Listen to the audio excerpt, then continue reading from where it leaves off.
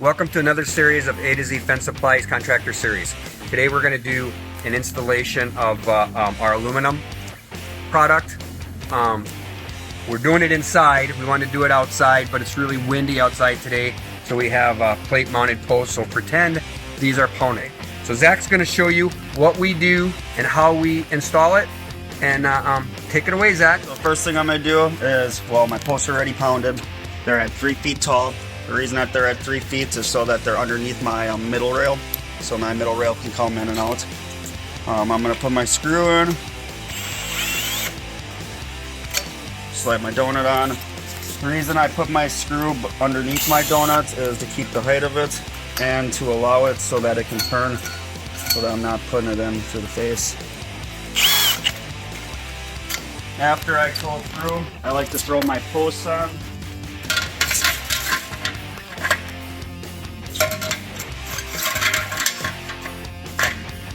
Now our posts are cut, pre-cut for the job. When we finish the job, we pound them down, lock them into place so that the bottom of our fence is touching the ground. Grab my section. So I already cut the notch off on this side. Now I'm going to stick it in.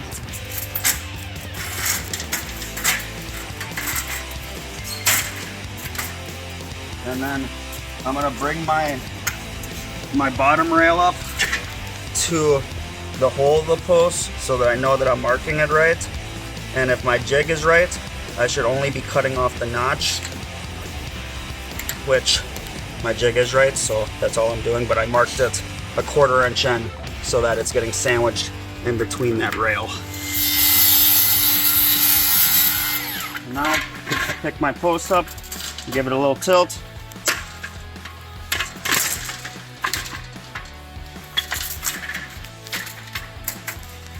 I'm going to take my measurement at the bottom, take my measurement at the top.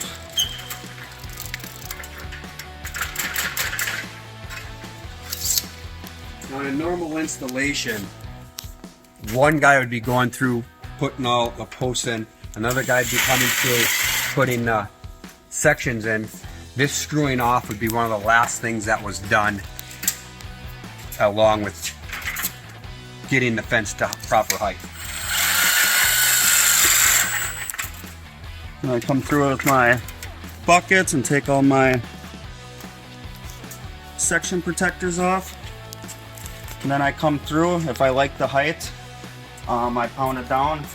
Now on a 4-foot fence, I like to take my tape measure, I set it at 24, I put it down.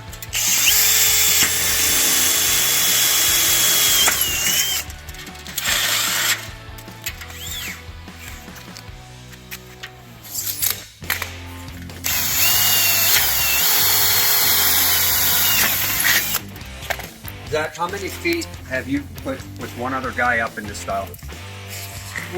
Me and another guy, the customer actually added on, so we took a little longer than we should have because we needed more material.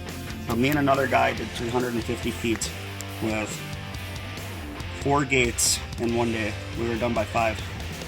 And what time you get to the job? 8. Can you believe there's guys out there claiming that they do 4 times faster than this? Anybody's telling you that's lying.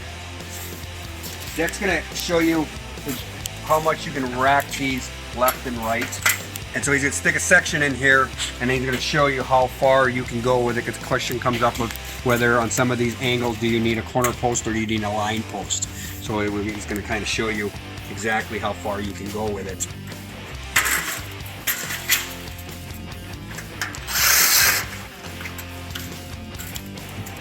And that's a line post that can rack pretty far. Okay, he's probably to the point of as far as he wants to be with it. Now if you needed to go more, then you'd be using a corner post there. As you can see, you can rack it pretty far. One thing I want to explain about this system is all of our posts, okay, are double punched. Okay, what that means is the rail will actually fit all the way in it, where a double punch like this section, most have that notch, most posts are routed so that notch fits here, okay? Well, if we did that with the post in there, we'd be struggling to get that bottom in like it was. So we double punch them so the whole thing fits in, okay? We don't want that notch showing, okay? So on the bottom, you're basically cutting that notch off so it sandwiches in between the two posts. And on the tops, we let it run wild, okay? So then that notch is actually inside. That calls this the perfect picket. This is our jig that we use.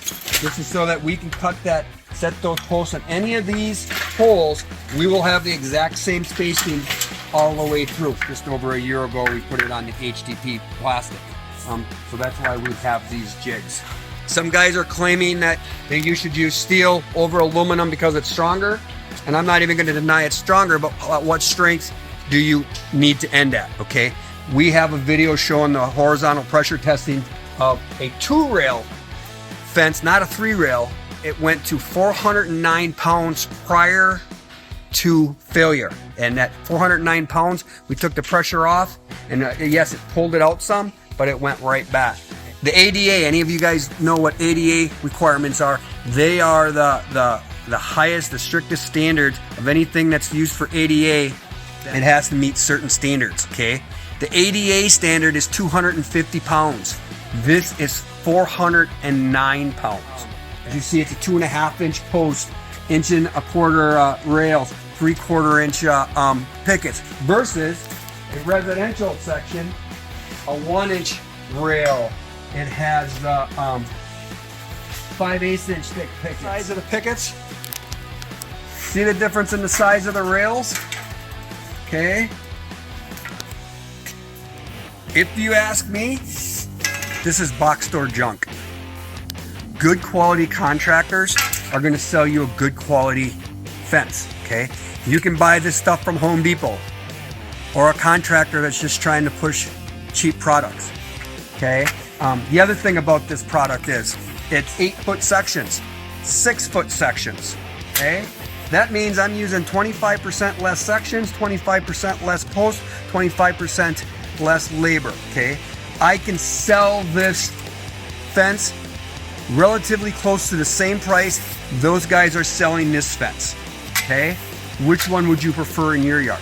Okay. So first, you're gonna do it like any other section. You're gonna cut your notch off. So I cut my notch off.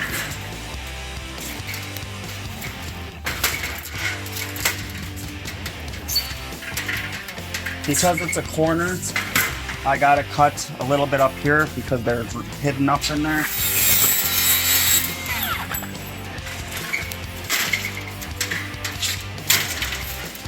Now, because the way the jig is made, all I'm doing is a nice easy cut. So I'm using my edge of my hole for the pickets, and then using the pickets as my straight edge.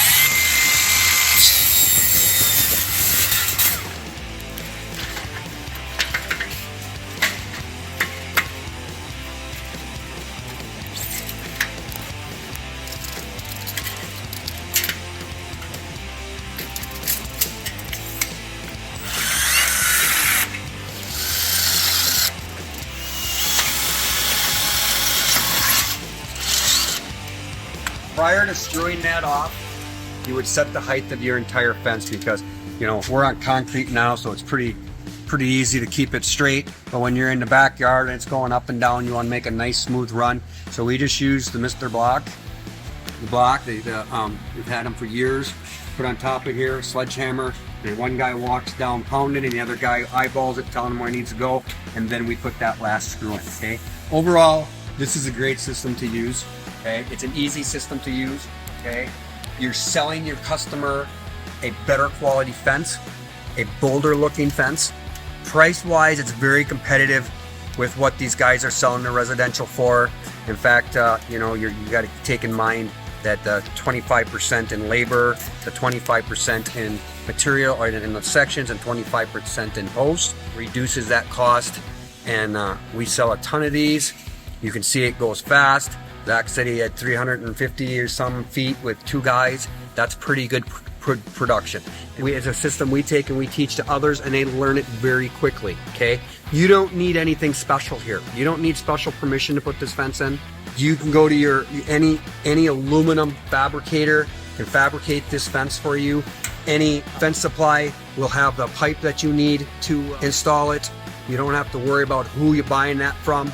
The donuts have been around for years. We've just made them for this size and in injection mold. So we brought the price down. The price of the donuts are just over $2 a piece. It brings the price of everything down again. So again, any questions, give us a call at A to Z Fence Supply. Thank you for watching this video to the end. If you like us, give us a share, hit like, all those things. Especially give us a call if you're interested in learning more about this no-dig process.